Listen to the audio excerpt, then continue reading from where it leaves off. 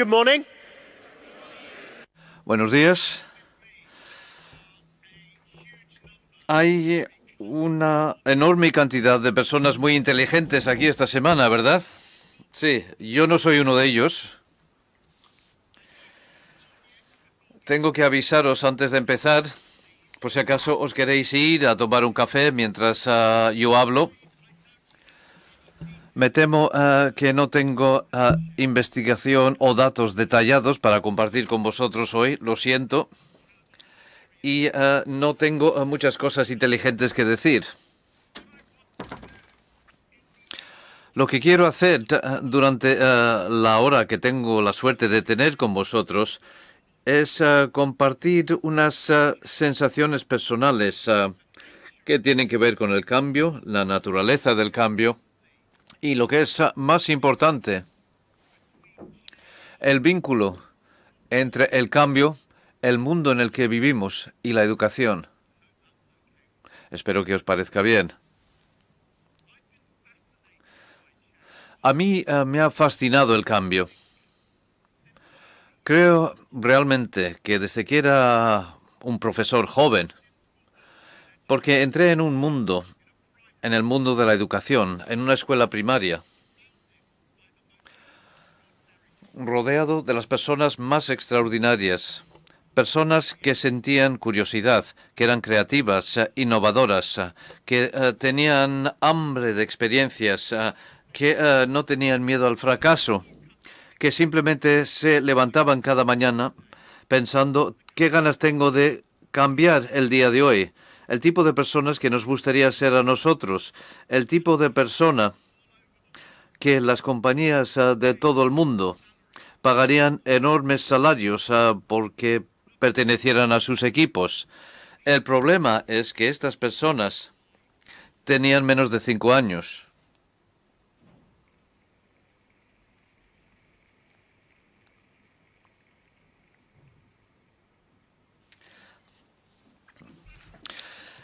Así que supongo que la fascinación para mí viene de una pregunta singular, que es, ¿qué nos pasa? ¿A dónde va? ¿Por qué acabamos en eventos para aprender a volver a pensar? Para mí es un concepto fascinante y durante años he intentado hacer frente a este concepto. Hace poco estaba leyendo la obra de un pensador de la educación tradicional, convencional, un hombre llamado E.D. Hirsch. ¿Habéis oído de E.D. Hirsch? Era el educador americano que creó la frase el conocimiento es poder.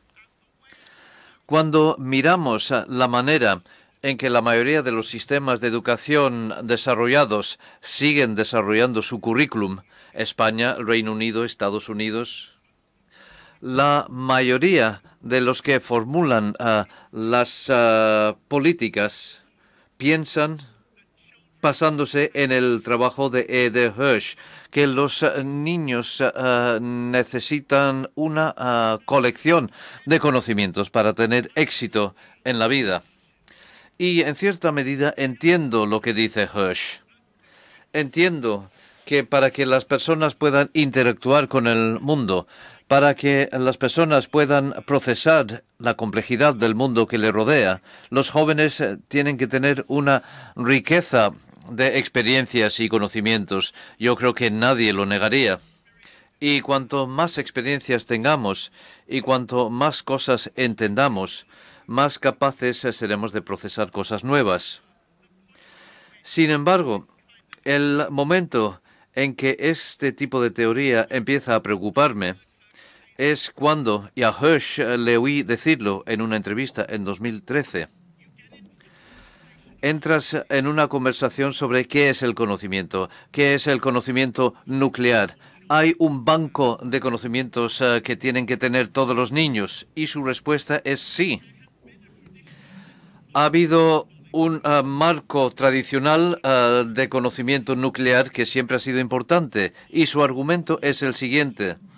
El conocimiento nuclear a lo largo de la historia no cambia con demasiada rapidez. Y yo diría que en cierta medida probablemente tenía razón hasta hace unos 20 años. Y si alguien me puede decir sinceramente que el banco de conocimientos e información del mundo no ha cambiado demasiado en los últimos 20 años, yo les preguntaría si habían estado en coma.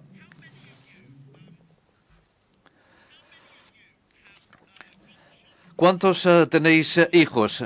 Sé que Jeff lo preguntaba antes. Levantad la mano, por favor. No os voy a pedir que hagáis nada. Mantened las manos arriba. Si tenéis hijos adolescentes, lo siento muchísimo. ¿Qué voy a decir? Lo siento. Lo siento, Jeff. De verdad, siento tu dolor. Yo tengo 2 hijos adolescentes en casa y por eso me paso la vida en Bilbao y viajando.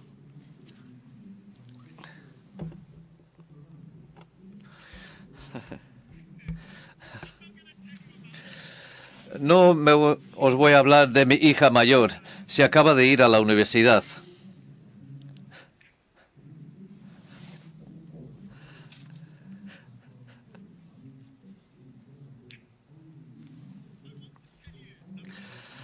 Os quiero hablar de por qué creo que más que nunca esta cosa del cambio es tan dramático. Tuve una experiencia recientemente con mi hijo de 15 años y esto para mí cuestionó todos los conceptos que tengo sobre la educación, la infancia y la tecnología.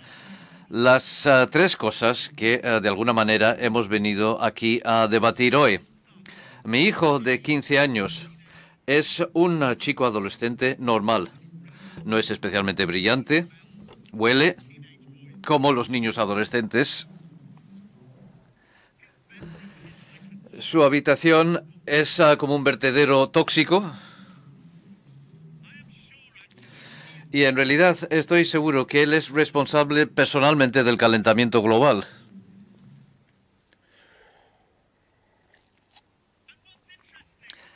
Y lo que es interesante en la maduración y desarrollo de los chicos adolescentes es el cambio en los olores. Y os tengo que hablar de manera científica de esto. No me importa, sinceramente, si no aprendéis nada esta mañana. Esto para mí es terapia.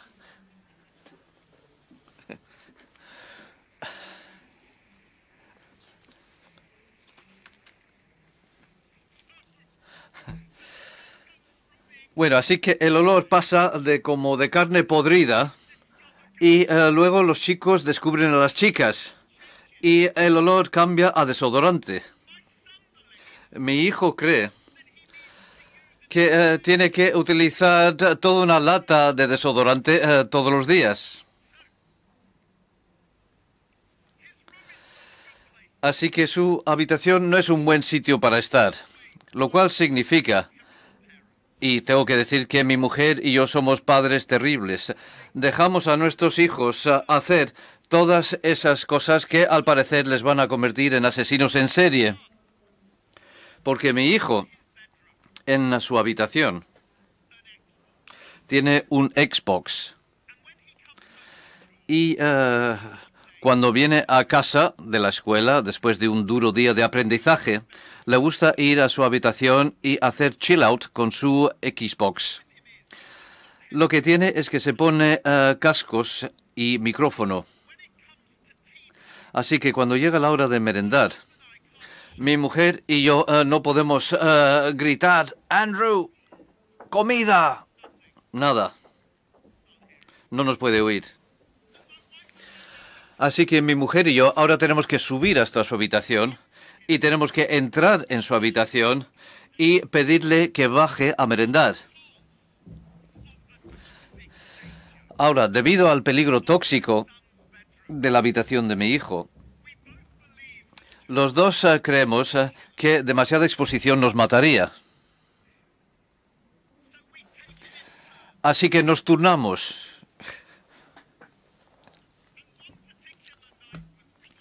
Y una noche me tocaba a mí. Así que subo a la habitación de mi hijo y llamo a la puerta, nada. Entro en su habitación y está sentado allí con su Xbox, dándome la espalda, así que no me puede ver venir. Y está jugando con su Xbox. Y afortunadamente está jugando FIFA en su Xbox, el juego de fútbol. Y sabéis que cuando tienes una nueva experiencia, tardas como un minuto en centrarte en el entorno en el que te encuentras. Y veo lo que está haciendo, pero tardé un poco más en escuchar lo que estaba pasando. Porque Andrew estaba hablando, evidentemente, con alguien a otro lado del micrófono. Alguien que no estaba en la habitación. Pero aquí está lo sorprendente. Andrew estaba hablando en ruso. Y hay ciertas cosas que hay que entender sobre mi situación familiar. La primera que tenéis que saber, que es evidente, es que yo soy inglés. Esto significa que no hablamos ningún otro idioma en mi casa.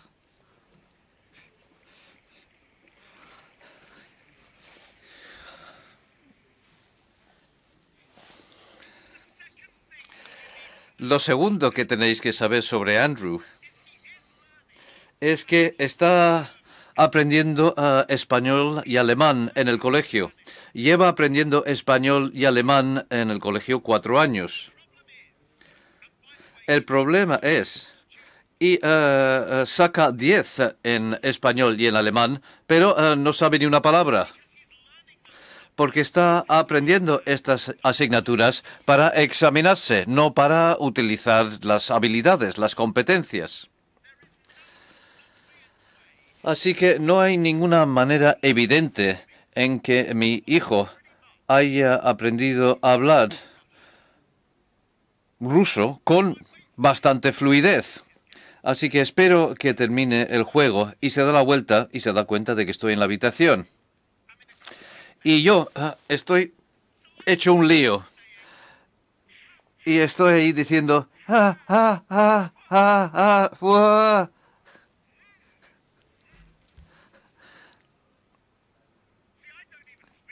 Yo ya ni siquiera hablo inglés.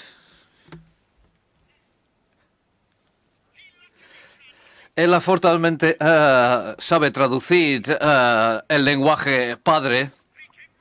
Y dice, sí, estaba hablando ruso. ¿Y qué?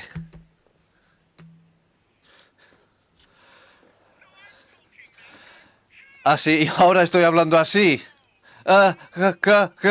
¿Cómo? ¿Cómo?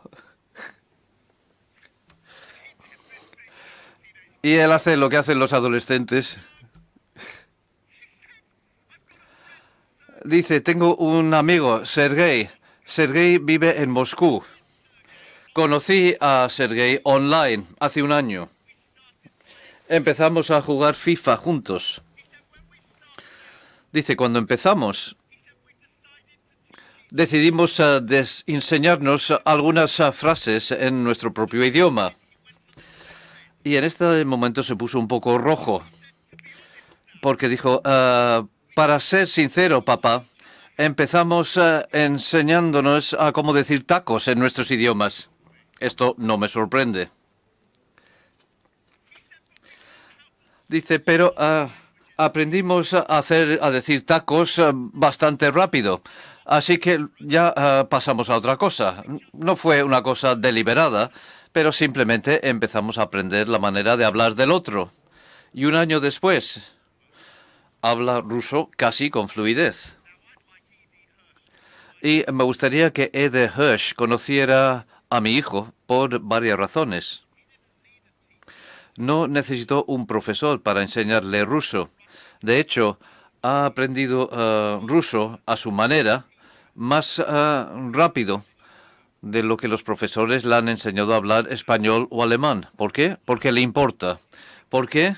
Porque él controla el aprendizaje. ¿Cómo? Porque está colaborando con alguien que es un experto en ruso en Rusia. Y yo creo que esto presenta un enorme desafío para nosotros como educadores, como escuelas, como líderes de niños. Porque diga lo que diga cualquiera, el mundo, desde luego, ha cambiado. Y lo que tiene el cambio es que no es nuevo, no es un fenómeno del siglo XXI. ¿Cómo hubiéramos pasado de la cueva a donde estamos ahora si el cambio fuera un invento reciente? Pero la razón para mí por la que este Congreso es tan increíblemente importante es porque yo creo que la humanidad ha llegado a un punto de inflexión. Y creo que este punto de inflexión es el siguiente. El cambio es exponencial. Cuanto más cambiamos, más rápidamente se produce el cambio. El nacimiento de la tecnología digital fue como dar drogas a un atleta. Aceleró el proceso todavía más. Y yo creo que el reto y el punto de inflexión al que hemos llegado ahora es el siguiente. Yo creo que ahora estamos en un momento en la historia de la humanidad donde la velocidad del cambio es más rápido que la capacidad de la mayoría de las personas de comprenderlo. Y esto es peligroso. Es peligroso para el estado mental de las personas y Jeff hacía referencia a esto en su presentación genial hace poco, y es peligroso porque nuestro sistema de educación se basa en la versión de E.D. Hirsch, es decir, las cosas cambian lentamente. Aquí, para mí, es donde entra el desafío. No estamos hablando del currículum tradicional versus el progresista. Estamos hablando de un sistema de educación que tiene que ser apropiado. Y aunque entiendo totalmente este punto de vista, me temo que ya no es verdad. Y por lo tanto tenemos que cambiar. Tenemos que pensar con más profundidad. Tenemos que pensar con más profundidad sobre nosotros mismos. Tenemos que pensar con más profundidad sobre nuestro estado mental. Tenemos que tener mucha más inteligencia emocional. Y tenemos que entender que, en mi opinión, tenemos que dejar de creer que simplemente podemos lanzar estructuras y sistemas al problema. Porque para mí, los sistemas y las estructuras no cambian nada. Las personas lo hacen. Pensad en vuestro propio marco y cuántas nuevas ideas habéis oído y que os han seducido. Cuántas nuevas ideas en la educación os han parecido increíblemente sexy y habéis salido y habéis pensado, pues aquí tiene que estar la respuesta. Vamos a hacer esto en nuestra escuela, vamos a hacerlo en nuestro colegio, porque alguien ha dicho, haz esto y el mundo estará bien. ¿Y cuántas de estas grandes ideas ahora viven en un armario lleno de grandes ideas que tienen todas las escuelas y colegios del mundo? Esa puerta, cuando caen al suelo todas estas ideas. Me acuerdo de esta idea era buena. Esta duró 6 semanas. Uno de los grandes retos para las empresas ahora mismo, y cada vez trabajo más con grandes corporaciones, es que su actitud mental está basada en hacer que los de arriba diseñen el sistema, implementarlo entre las personas que están más abajo y ya está. Porque, claro, la educación en su sentido tradicional lo que construye es casi una cultura de la dependencia. Casi nos enseñan desde que somos muy jóvenes a esperar a que nos digan lo que tenemos que hacer y cómo hacerlo y luego nos felicitan cuando hemos implantado la idea de otro. Y este es el punto de inflexión. Este es el momento en que nuestros niños increíbles de 5 años llegan a progresar como progresaban, porque hasta entonces ellos controlaban el aprendizaje. Y lo que pasa entonces es, todas aquellas cosas que os interesan no son importantes ahora mismo.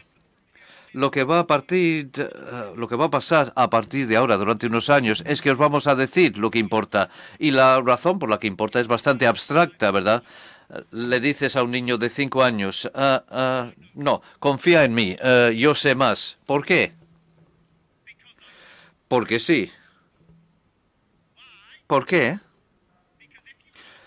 Porque si trabajas muy duro y vamos a examinar para ver lo duro que estás trabajando, sí, serás muy listo. ¿Y qué pasa si soy muy listo? Si eres muy listo, consigues ir a una buena escuela. ¿Y qué pasa si voy a una buena escuela? Aprobarás muchos exámenes. Ajá.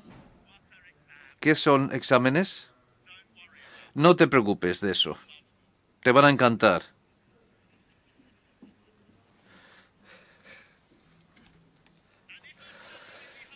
Y si estudio muy duro y supero todos esos exámenes, ¿qué me pasa?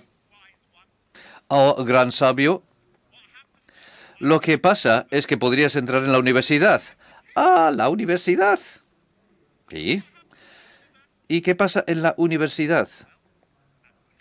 Bueno, en la universidad estudias muy, muy duro.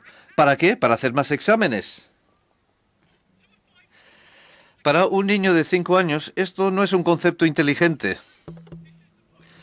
Y este es el momento en que esto se produce, este momento donde lo aparcamos. Aparcamos nuestra curiosidad natural, nuestro apasionamiento con el mundo, nuestra capacidad de aprender, nuestra capacidad de desarrollar, nuestra capacidad de confiar en el pensamiento propio. Y para mí, un evento como este tiene como importante el tema subyacente que sale una y otra vez, que es confía en ti mismo, confía en tus instintos, confía en lo que pasa aquí y aquí. Y no es una ironía, porque no ves a un niño de 2 años en terapia, porque no saben cómo pensar por ellos mismos. No te encuentras con un niño de 2 años que esté con un psiquiatra porque no son capaces de hacer frente a la velocidad de cambio en sus vidas. De hecho, la mayoría de los niños de 2 años se vuelven locos si no hay cambios en su vida. Así se convierte en un reto interesante para mí y tenemos que dejar de creer que va a venir otra persona con la respuesta, que alguien de repente va a entrar en una sala un día y nos va a dar permiso para cambiar nuestra manera de trabajar.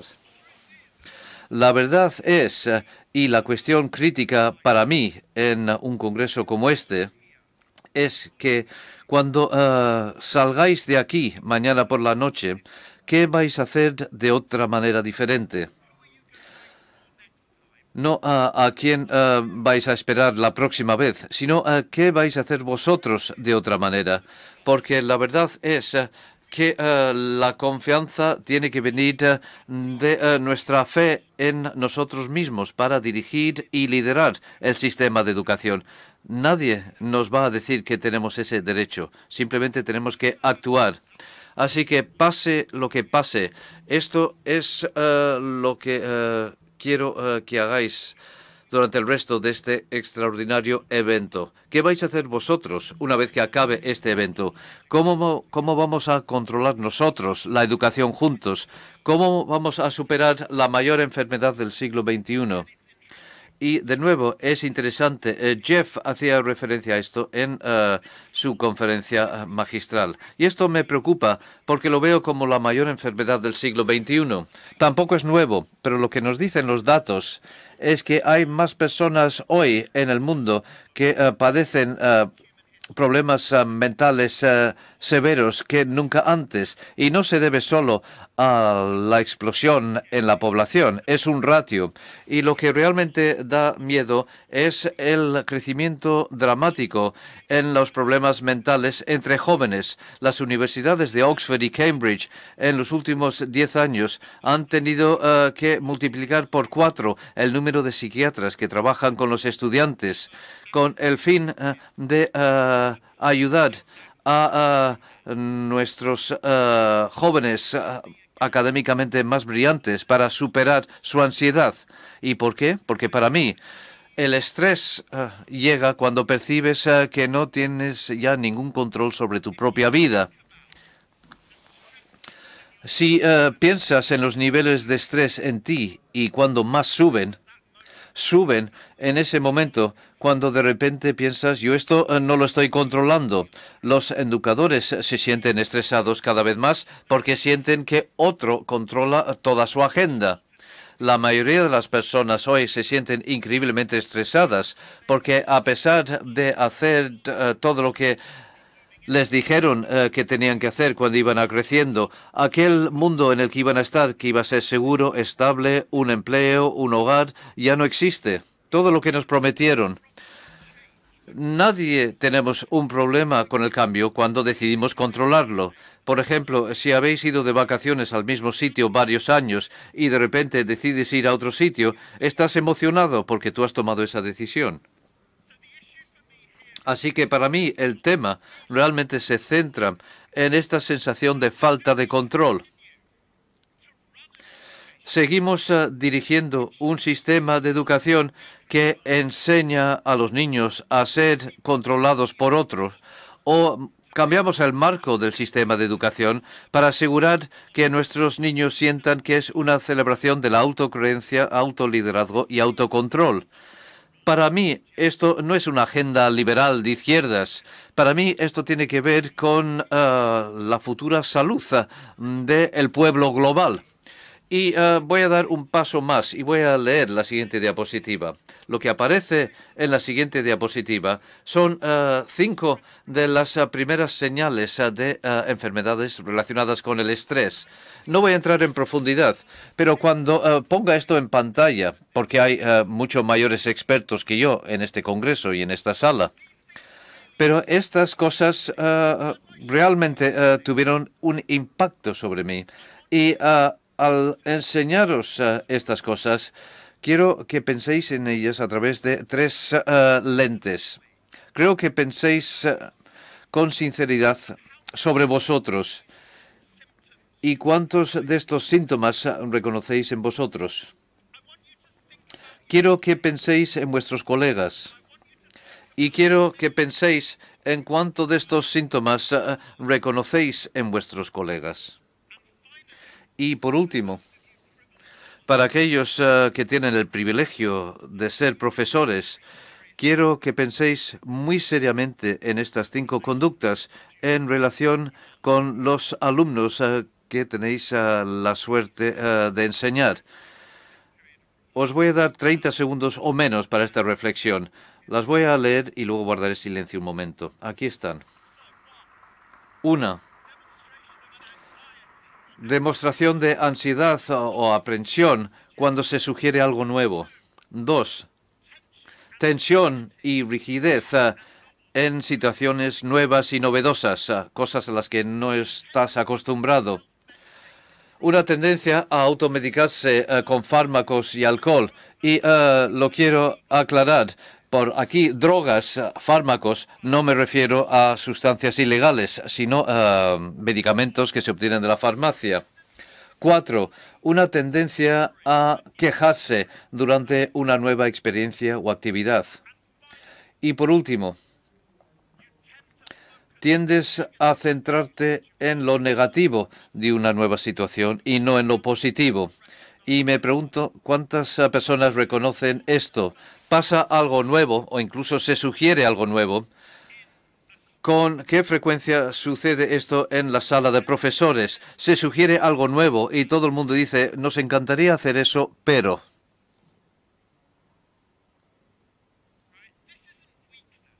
Esto no es una debilidad, no es que la gente sea difícil. Esto es una señal de aviso de que la gente siente una falta de control. Y, por supuesto, uno de los grandes retos del liderazgo, y el liderazgo en la educación, y liderazgo en la empresa, es, como decía Jeff, que es mucho más experto que yo, la clave está en la transferencia del control. Esto no significa que dejes de liderar, significa que se ve el liderazgo a través de una lente totalmente diferente.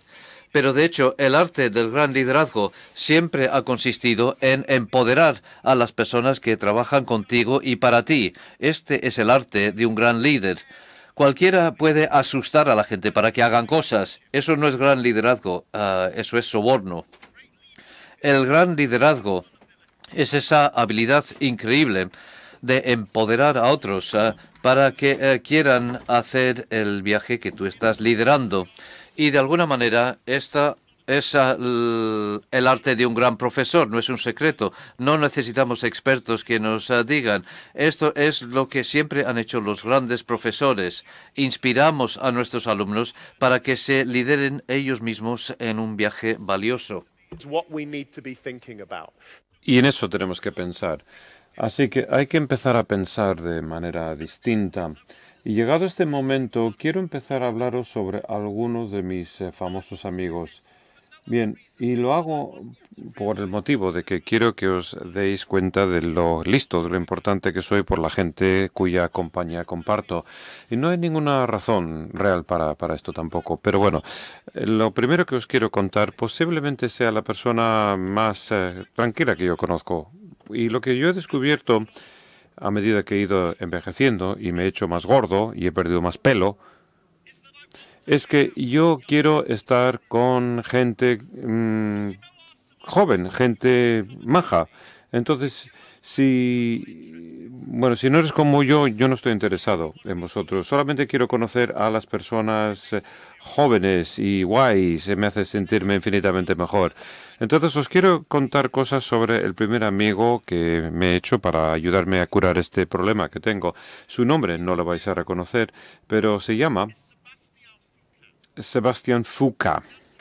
Bueno, pues el amigo Sebastián quizás no signifique nada su nombre, pero cuando os digo que Sebastián fue el fundador de Park Hall o de Free Running, empezáis a daros cuenta de quién estoy hablando y ahora podéis ver por qué comparto su compañía, porque es un tío que es guay.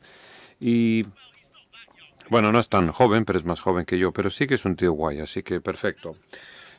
Pero Sebastián, bueno, para que le conozcáis mejor, me pregunto, ¿cuántos recordáis ver la película de James Bond, Casino Royale, con Daniel Craig? Fue su primera película como James Bond. Y bueno, veo que algunos en el público están diciendo, sí. Bueno, tampoco es para tanto, no.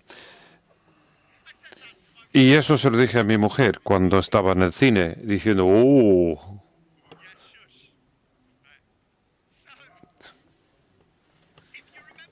Así que si os acordáis de la secuencia al principio de la película, Daniel Craig Bond persigue a un tío malo por edificios y grúas. Es un comienzo muy fuerte, pero el malo es Sebastián.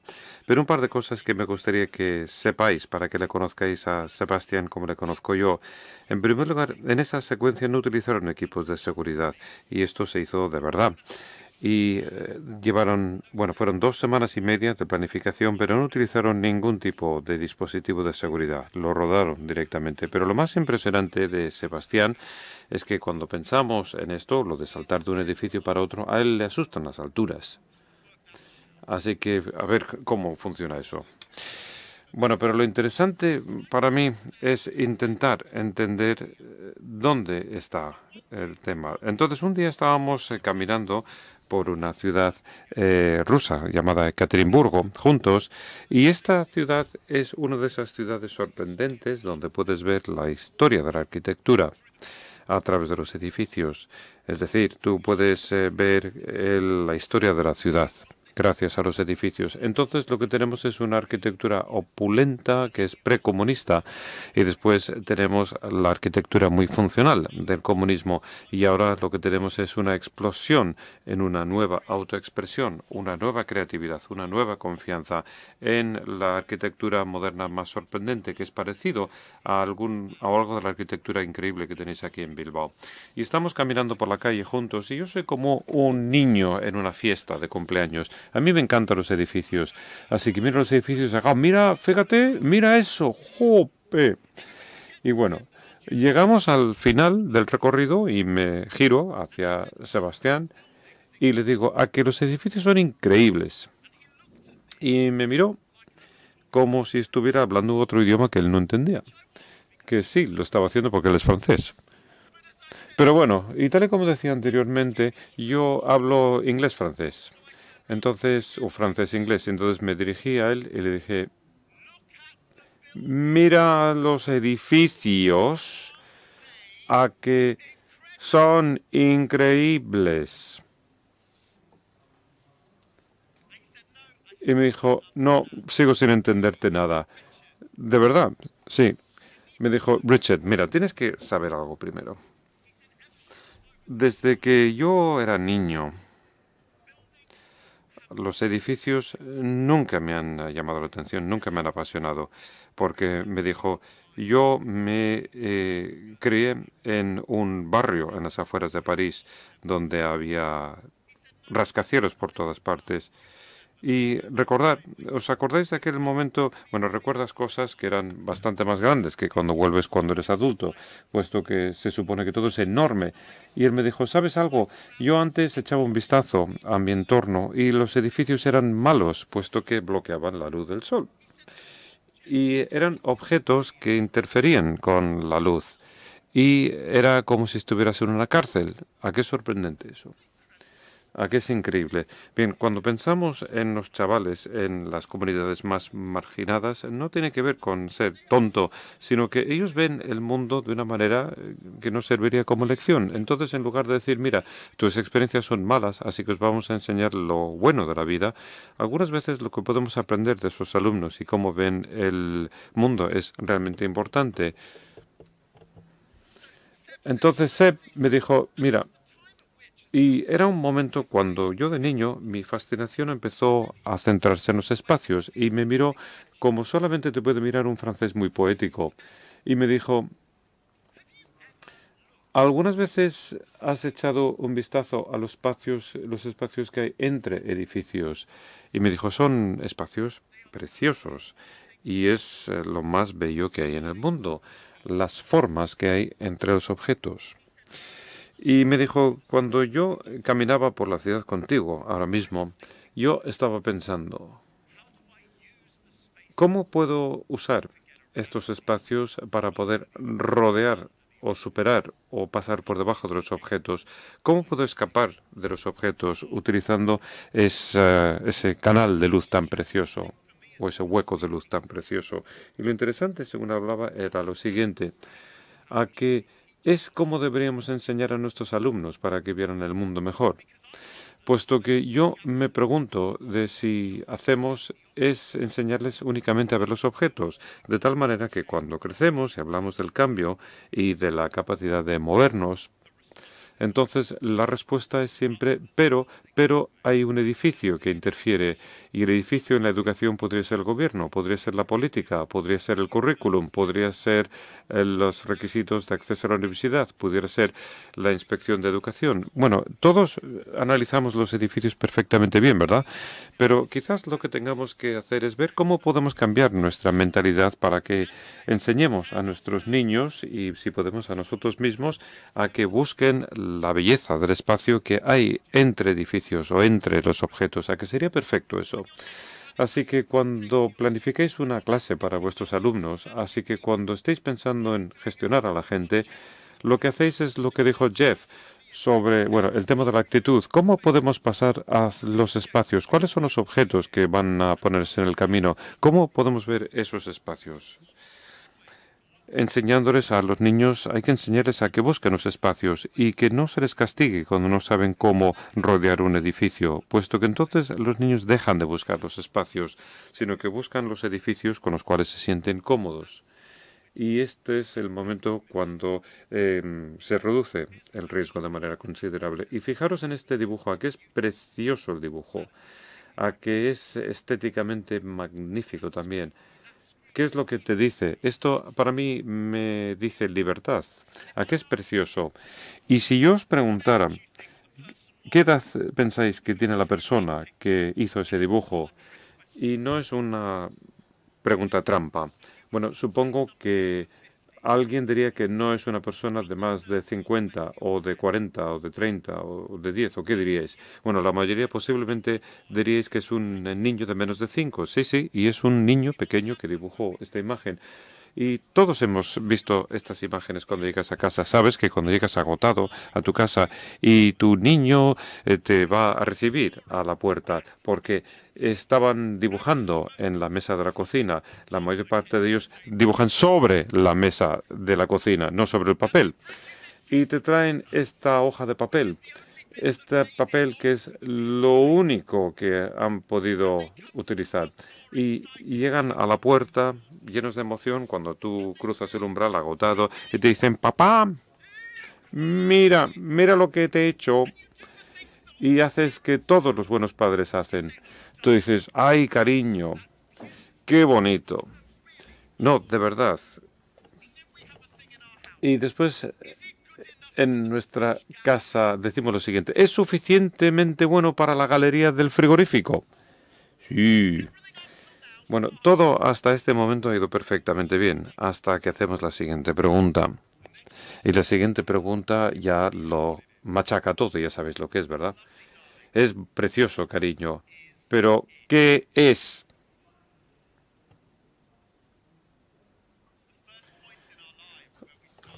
Bueno, eso es cuando empezamos a darnos cuenta de que alguien nos va a decir si está bien o si está mal o si tiene valor o no lo tiene. Y es el primer momento en nuestras vidas cuando nos damos cuenta de que no puede ser valor porque sí, sino que tienes que tener a alguien que cuantifique, que lo analice. Y esto, en cierta medida, yo creo que lo cambia absolutamente todo. Pero vamos a dar otro paso. Aquí es una imagen preciosa. Esto se ha tomado de un libro que yo creo que todos los seres humanos deberían leer. Es un libro que se llama Earth from the Air, que está lleno de imágenes de este tipo. Y a menudo lo utilizo en seminarios con grupos de negocios. Y es un ejercicio sencillo, puesto que les digo, ¿esta imagen qué es? Pero lo interesante es que cuando tú les preguntas a la mayor parte de los adultos qué es esta imagen, inmediatamente empiezan a buscar la respuesta correcta, puesto que nos han formado para encontrar la respuesta correcta. Bien, entonces lo que te dicen, puesto que esto es lo que pasa por su cabeza, ¿no? Este es el proceso que lleva a cabo la gente. Bueno, agua azul, tierra marrón, verde, podría ser contaminación, podría ser algas. Espera, bueno, yo creo que es algo como sulfuroso, bueno, como azufre. Yo creo que esto parece que es el residuo de lava. Y después, sí, mira, y hay un manantial de agua caliente. Yo creo que este es algún lugar volcánico. Y lo que pasa es que vemos el paseo y decimos, bueno, eso es interesante. Si esto es un volcán, ¿cómo puede haber un camino de madera? Y después, si estás lo suficientemente cerca para verlo, que creo que no es vuestro caso, la gente que va sobre el edificio llevan pantalones cortos y camisetas. Entonces el proceso te dice, bueno, pues esto es algún sitio seguro. Se trata de un destino turístico. Se trata de un sitio donde la gente va para poder disfrutar de este entorno, pero con seguridad. Algún sitio donde antes era un volcán y que ahora es un destino turístico. Y la gente muy, muy inteligente en la sala, los que vienen de familias adineradas y sofisticadas, aquellos que ya han ido ahí de vacaciones, te dirán, eso es el Parque Nacional de Yellowstone. Y yo sé que tengo razón, que es así. Y por supuesto que tienen razón. Y cuando dices, sí, efectivamente es el Parque Nacional de Yellowstone, te dice esa misma gente, yo era el tío más listo en la sala, como ves, ¿no? Pero bueno, lo interesante de todo esto es que tú haces esa pregunta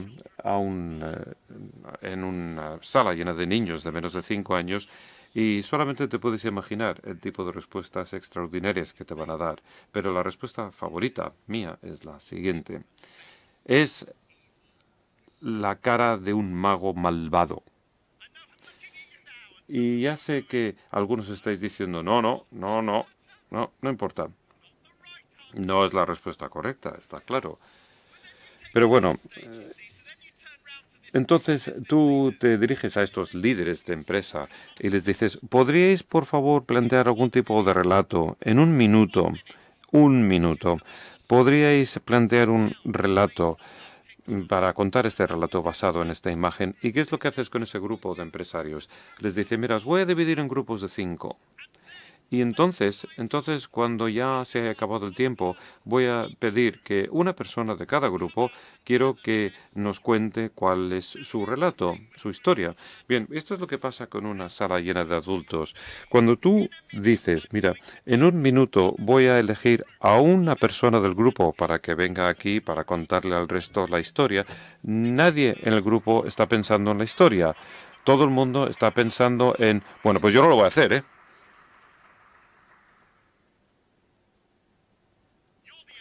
Tú eres el de más edad, lo haces tú. O bien, tú eres el más joven. Venga, levántate, hombre.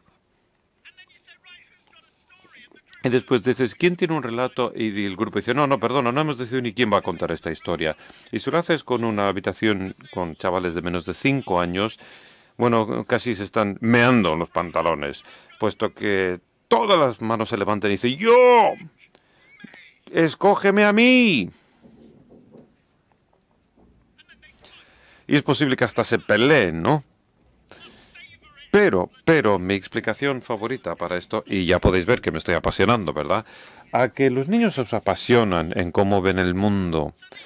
Entonces estos chavales estaban allí y dijeron, tenemos una historia de menos de un minuto, y de hecho, bueno, son 45 segundos. Tenemos un relato, tenemos una historia.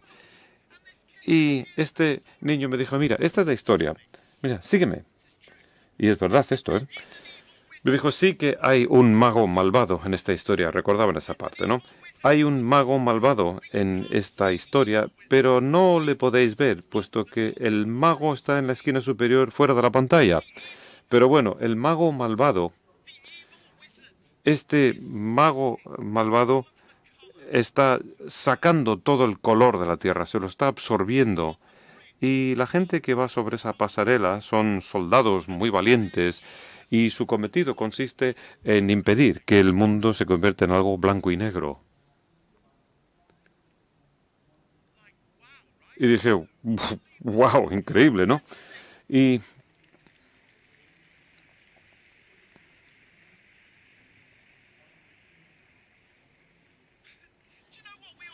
bueno, ¿sabéis lo que debemos hacer en la siguiente ICOT? Eliminar a todos los adultos que hablan desde el escenario y solamente permitir a la gente de menos de 5 años de ponencias. Eso es lo que deberíamos hacer aquí.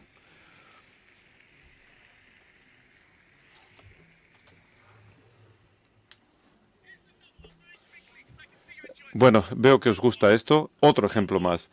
Este de aquí es el secado de higos en la cuenca del Cairo. Bueno, esta es la respuesta favorita o de dátiles. Este es el grupo de personas que están montando una manta para un gigante. Aquí es precioso, ¿verdad? Pues entonces la pregunta es la siguiente. ¿A dónde va esto? Bueno, creo que me quedan 15 minutos más. Entonces, a modo de intentar explicarlo un poco más, lo que voy a hacer es explicaros otro amigo mío, otro tema. Y por favor, preparados para quedar impresionados. La última vez no me disteis la respuesta que yo esperaba. Y cuando yo mencioné el nombre de Sebastián, pensaba un gran del público, pero no dijisteis nada. Y cuando yo os hablé sobre este tío, bueno, yo espero que haya la respuesta correcta, ¿vale? Que expreséis vuestro asombro. Para mi propia autoestima. Bueno, ya veis que no tengo nada de autoestima, ¿no? Se ve claramente. Pero no sé por qué os reís, ¿eh? Bueno, hace un par de años tuve una oportunidad, puesto que yo no sé nada. Bueno, yo aprendo todo lo que aprendo de la gente a la que conozco. Y me sorprende, la gente me sorprende. Bueno, pues hace un par de años yo estuve, bueno, me invitaron a dar una ponencia en Arabia Saudí. Y era una cosa compleja, interesante, porque me pidieron que hablara un poco sobre el empoderamiento en una conferencia sobre el tema del empoderamiento. Vale, así que os lo podéis imaginar. Y de hecho había un momento en el que me preguntaba, bueno, ¿voy o no voy? Y me temo que yo soy un poco superficial, puesto que no iba a ir hasta que me dijeron quiénes eran los demás, quién era el otro ponente magistral. Y cuando me dijeron quién era el otro ponente magistral, bueno, pues me monté en el avión de la misma. Y no me importa mi responsabilidad moral, y yo dije, yo le voy a conocer a este héroe. Bueno, pues ya sabéis que cuando conocéis a alguien a quien has idealizado, idolizado y admirado desde hace muchos años, ya sabes lo que pasa, te pones bastante nervioso, ¿no? Y durante unas 2 semanas antes de marcharme para ir a este acto, estaba realmente nervioso. Así que empecé a practicar todo tipo de cosas. Y bueno, soy un poco tonto haciendo esto, ya lo sé. E incluso pensé, bueno, ¿y cómo se dice hola a un héroe? Entonces yo pensaba, ¿qué es lo que hago? Me acerco a él así, tranquilamente, porque parece ser que a mí me iban a dar 5 minutos con él en una sala entre ponencias. Yo iba a hablar y después 5 minutos intervenía él. Entonces yo estaba practicando mi hola, ¿cómo es? Hola. O sea, ¿quieres dar la impresión de que siempre estás con gente de este tipo? Hola, hermano, ¿qué tal estás, tío? ¿O qué haces? O haces así, hola, su excelencia. ¿Puedo ahora mirarte, por favor, con estos ojos humildes? Entonces yo ensayaba eso y después vino lo importante. Yo sé que voy a tener 5 minutos a solas con este señor en una sala privada. Bueno, pues este es un tío que ha cambiado el mundo. Entonces yo pensaba para mis adentros, bien, tengo 5 minutos. Tengo 5 minutos para hacer una pregunta, para obtener una respuesta de un señor que ha cambiado el mundo. Entonces yo estoy practicando la pregunta. Incluso estoy practicando con mi hijo de 15 años, que me dice, papá, estoy jugando con la Xbox, déjame en paz, hombre.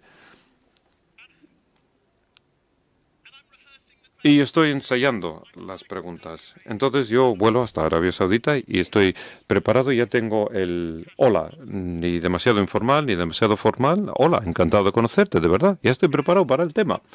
Y ya tengo la pregunta que desde luego va a cambiar mi mundo. Entonces llega el momento, entonces doy mi ponencia, va muy bien, pero evidentemente nadie me está escuchando porque están esperando a que llegue él. Es como cuando vas a un concierto de rock y está el telonero antes del acto principal, y ese era yo aquí abajo, y fue bien, pero todo el mundo estaba comiendo palomitas esperando a que llegara el otro. Entonces, bajo del escenario y me sentía muy bien. Y de repente, bueno, la adrenalina ya ha desaparecido y me llevan a esta sala privada, donde está mi héroe. Y estaba pensando, según caminaba, recuerda cómo tienes que decir hola, recuerda la pregunta, recuerda cómo tienes que decir hola, y llego a la puerta. Y todo va perfecto, todo tranquilo, hasta que abro la puerta. Y cuando abro la puerta y mi héroe está delante de mí, entonces ya me derrumbo, me convierto en un desastre tembloroso. Y ahí está Steve Wozniak, el cofundador de Apple. Entonces estoy delante de él diciendo, tú.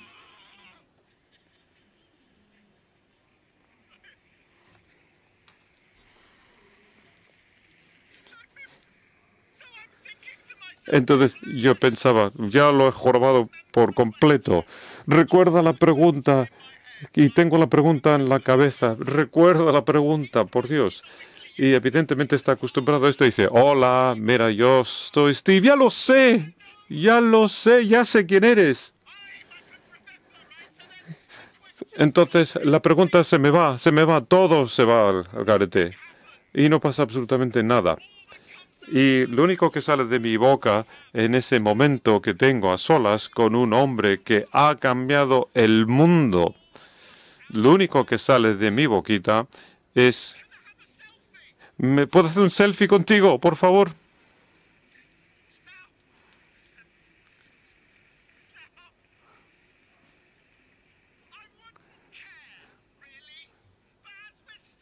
Bueno, es un tío encantador, está preparado para el selfie, está sonriente. Entonces miro a mi teléfono y me doy cuenta de que es un Samsung.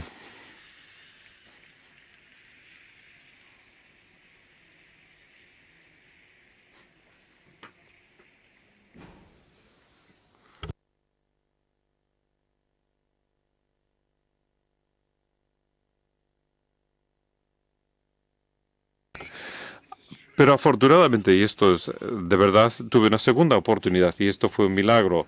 Porque, bueno, aun a pesar de todo eso, bueno, luego os enseño la foto, ¿eh? Pero a pesar de todo eso, coincidí con él en el vuelo de vuelta de Riad a Londres. Aquí es increíble. Aquel día Dios me estaba sonriendo. Entonces me senté junto con Voss y estaba tan emocionado. Él no. Él estaba pensando, ¿cómo es que este chalao se ha acabado sentándose a mi lado en este avión también? Pero bueno, yo ya estoy más tranquilo. He tomado un par de whiskies en el bar antes de subirme al avión y estoy bastante tranquilito ya, bastante calmado. Pero bueno, empezamos a hablar. Es un tío sorprendente, un tío muy tímido. Ahí voy a acabar con esto y después ya os dejo en paz. Pero bueno, lo primero que tenéis que saber sobre Steve es que él te dice que cuando era niño, él se describía de la siguiente manera.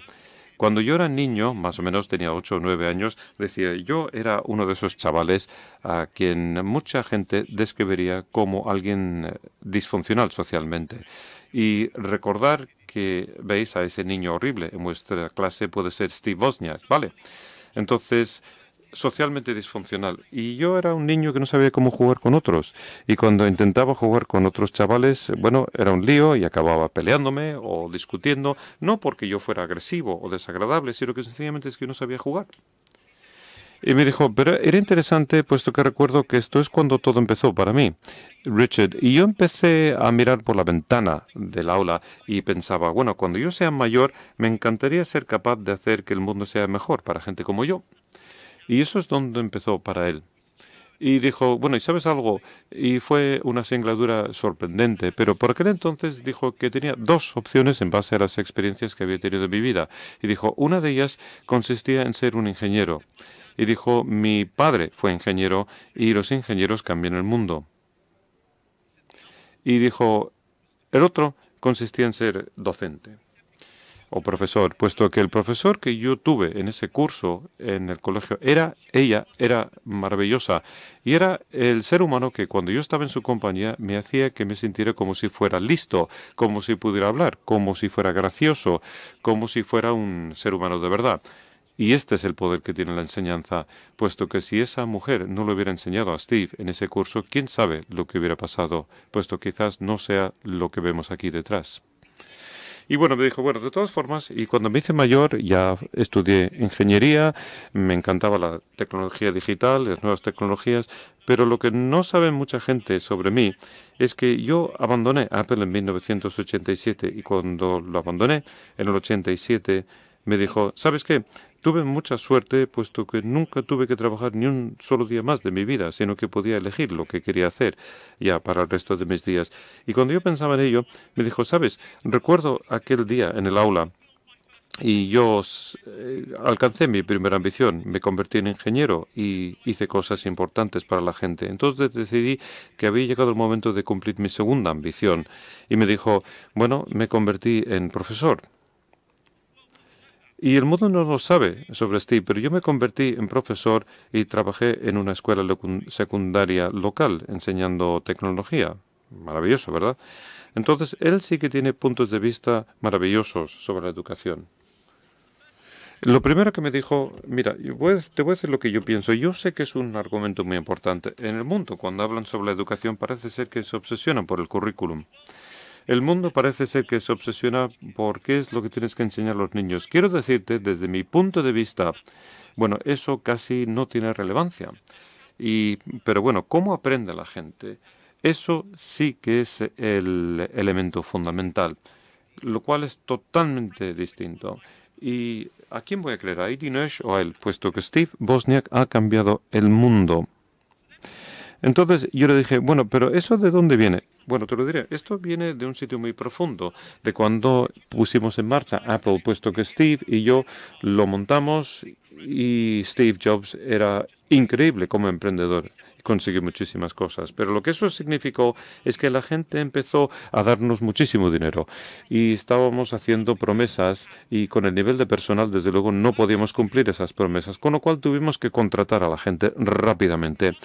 Y dijo, Una noche fuimos a tomar una cerveza para comentarlo porque nos daba mucho miedo, puesto que francamente los dos habíamos dejado la universidad, nunca habíamos gestionado nada, y mucho menos a otras personas. Entonces fuimos a tomar una cerveza y dijo, se han escrito muchas bobadas sobre Steve Jobs, pero esa noche me dijo algo que se ha convertido en algo famoso. Me dijo, ¿sabes? Si queremos hacer que esto funcione, no podemos ser una empresa que haga cosas, puesto que si somos una empresa que haga cosas, nos morimos en 2 años. Entonces tenemos que ser una empresa que continuamente se cuestione las cosas y rompa las normas y que invente cosas. Y aquí está el reto, puesto que la contratación de gente inteligente en el Silicon Valley, eso es fácil. La gente más inteligente iban hacia Silicon Valley, los mejores matemáticos, los mejores físicos y los informáticos venían de todas partes del mundo para ir a Silicon Valley.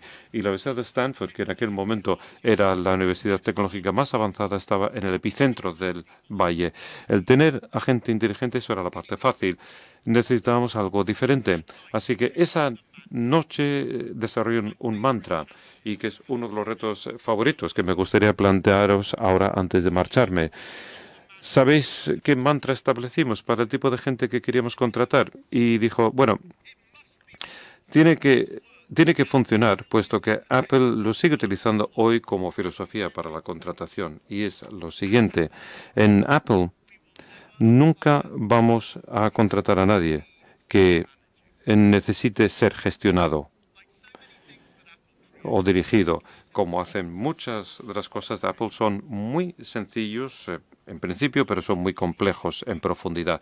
Entonces, este es el reto para lo que queda de esta convención, cuando pensáis en lo que habéis oído y visto hasta el momento. Si queremos hacer las cosas bien globalmente, si queremos ayudarles a los niños para que cambien el mundo, si queremos asegurarnos de que sean capaces de controlar el cambio, entonces, para que puedan crecer y no solamente sobrevivir en el futuro, entonces tenemos que crear un sistema educativo que garantice que nuestros niños puedan convertirse en personas que no necesiten ser dirigidos. Señoras y señores, muchísimas gracias.